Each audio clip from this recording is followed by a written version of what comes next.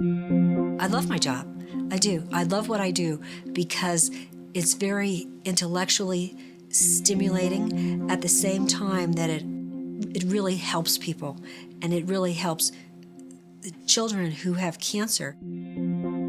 My interest over the years has been the study of strategy, the major long-term decisions that senior executives make. My real love and interest and fascination is with the people who make major choices for organizations. I really enjoy organic chemistry, but the idea was that I always knew I wanted to tackle what I saw as big problems in the world. Our faculty are at the heart of the university. They make a difference every day. They create the new knowledge and help disseminate that knowledge not only to our students, but the rest of the world.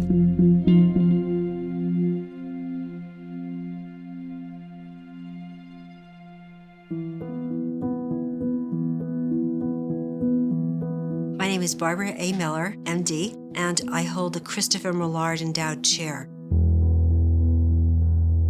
The chair is funded by the Four Diamonds Fund, and the largest donor by far is Thon. I'm very fortunate to have my own research laboratory, which has been funded by the NIH now for about 30 years. Our research is really aimed at understanding the pathways through which cells become malignant and to design new drugs to those pathways. So the major goal is to improve our ability to cure children. 10. That's what I would have guessed. I'm Don Hambrick, and I'm the Evan Pugh Professor in the Smeal College of Business, and also hold the Smeal Chair in Management. My research involves the study of top executives. I'm asked to do quite a lot of consulting and am viewed as kind of a thought leader on some of these subjects. I cannot begin to say enough about how important teaching is for me. Okay, here we go. I particularly teach MBAs. They are eager, sharp, poking, energetic, and often go off to substantial positions. So what do you want to add? What are some of your favorite ideas? I also have the great luxury of working with doctoral students, teaching doctoral seminars. He advises CEOs for Fortune 500 companies every day.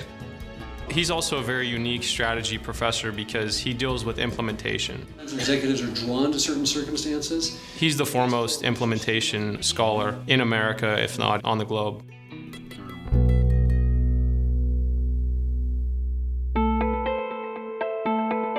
My name is Scott Phillips, and my title is the Martorano Career Development Professorship. I see this opportunity of trying to some extent, reinvent analytical chemistry by using organic chemistry. I play several different roles. One, obviously, is teaching. The other role that I play is running a research group and teaching graduate students as well as undergraduates how to do science, right? And to really get them trained so that they can go off and make a difference in the world. All of my compounds for characterization. Our primary focus is this area of trying to develop point-of-care diagnostics. Could you make a diagnostic device out of a piece of paper? If you think about a remote village, that's a challenging environment for detecting whether somebody has a disease. And ultimately, you have to be able to do that really cheaply, really quickly, and still with the sensitivity and selectivity that you would expect from a laboratory assay. We've had some funding through the Gates Foundation to do this work. So I think the big picture in terms of the diagnostic devices could be huge.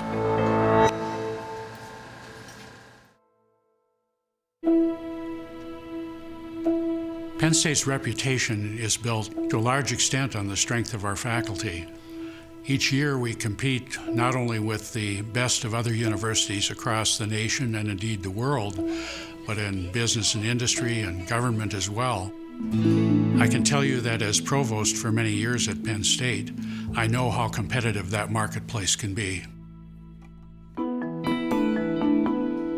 I was recruited here from another institution to be the first holder of the Christopher Millard Endowed Chair in Pediatric Oncology.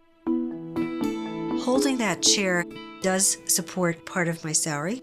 It does support some of the people who work in my laboratory, and it allows me to look at pediatric cancer from new approaches. for which I then apply for NIH funding, and then use the chair funding to start the next novel project. It's been essential in supporting my research. So anyhow, I had a great endowed chair at Columbia Business School. And there were a number of reasons that I wanted to consider Penn State, but certainly the Smeal chair closed the deal. The funds are central for me in being able to do my research. It provides me the resources to be able to do my work to its highest level. The funds have also been very helpful in covering the expenses of designing and redesigning my MBA elective. Good. Okay, great example. The majority of us are leaving full-time jobs. It's our hard-earned money, and having faculty like Dr. Hambrick is one of the things that really draws students to the school. So that's good for us, I think. That's good for us. I had multiple offers from other universities as well, and I can say it was Don Hambrick who attracted me most. If we could plan to get together next week, that'll be great. Yeah. Don Hambrick is like a rock star. Everyone knows him. I'm fortunate that Lou Martorano, who's provided the support for this professorship, is somebody that I really like and get to interact with and learn from. Doesn't the quantity of the biomarker depend on your sample size? With the financial support from the career development professorship, I can go basically at any point during our research and say, you know what, we made a neat discovery, let's go do it now. The other side of it, too, is I can support undergrads in research. It's really cool. I'm really happy that I get to work on something that has this kind of potential to make a difference. It's really changed and shaped my time at Penn State. Students choose Penn State because of the opportunity to work with top faculty. And faculty want to work at a place that has really top-flight students. So the two of those things reinforce one another. That kind of environment really drives Penn State forward academically. My bigger goal is to change point-of-care diagnostics across the board, all the way from remote villages to emergency rooms to home health care and so forth. We're all working together right now on publications and presentations. So then produce fluoride. Just because we have a lot of stuff that's worked recently. What did you talk to Greg about to do 3D Max? This type of research is very appealing to a grad student because you're working at the forefront of a new field. I was working with Phillips. It's something that I was very, very interested in. Tape and put that in inner. His research is definitely very interesting, developing diagnostics for a third world setting. I really came to Penn State because of Scott. I think he really has his eyes on the future of organic chemistry and is really trying to do something different with the field. The big goal for any research academic is to open up new lines of inquiry that will allow future generations of researchers to take it to brand new levels because of what you've done. It's observable and that it matters. Not only do you get a great professor, but you get maybe 3 or 4 proteges within his field that want to come and work with him for a few years. The Penn State students have a huge fundraising event each year, and all of that money is contributed to the Four Diamonds Fund. I've seen how much has been achievable with the philanthropy, both in terms of taking care of patients and in terms of research. I was a summer intern in the lab working for Dr. Millard. The money that we raise, it goes towards the research.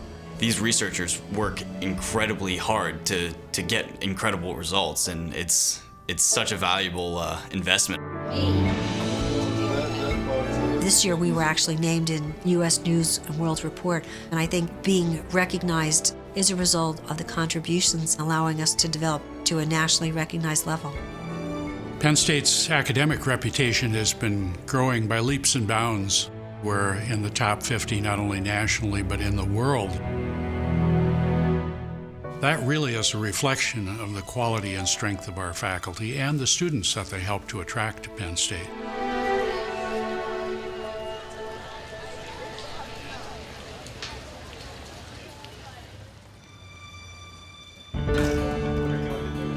A donor who supports an endowed faculty position plays a major role in the creation of the next generation of state-of-the-art knowledge, which finds its way into state-of-the-art teaching of young Penn State students. So these endowed positions are pivotal for Penn State's aspirations. It's not necessarily the prestige of having the named professorship. I mean, it's nice, but it's not that element.